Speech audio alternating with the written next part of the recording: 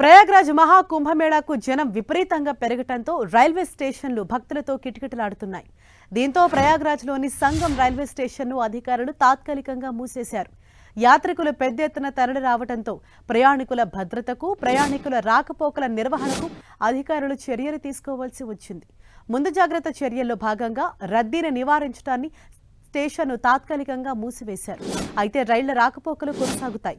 భక్తులకు తప్ప సాధారణ ప్రజలకు రైల్వే స్టేషన్ మూసివేస్తున్నట్లు అధికారులు ప్రకటించారు. స్థానికంగా కార్యకలాపాలకు ఇబ్బంది లేకుండా చూడటం, మరింత సమర్థవంతమైన క్రౌడ్ కంట్రోల్ మెకానిజంలను సిద్ధం చేయడానికి సమయం కోసం ప్రయాగ్రాజ్ సంగం స్టేషన్ను మూసివేసినట్లు అధికారులు తెలిపారు.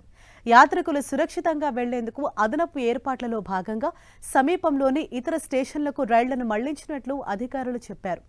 భక్తుల రద్దీని దృష్టిలో పెట్టుకుని ప్రయాగ్రాజ్కు ప్రత్యేక రైళ్లు నడిపిస్తున్నారు. ఇప్పటి వరకు 150 ప్రత్యేక రైళ్లను షెడ్యూల్ చేశారు.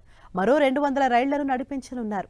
ఎటువంటి అవాంఛనీయ సంఘటనలు జరగకుండా అన్ని స్టేషన్లలో ఆర్పీఎఫ్ సిబ్బందిని మోహరించారు. ఇక పెరుగుతున్న భక్తుల రద్దీ దృష్ట్యా ప్రయాగ్రాజ్ రైల్వే స్టేషన్లో వన్ వే ప్రణాళికను తదుపరి నోటీసు వచ్చే వరకు పొడిగించాలని నిర్ణయించారు అధికారులు.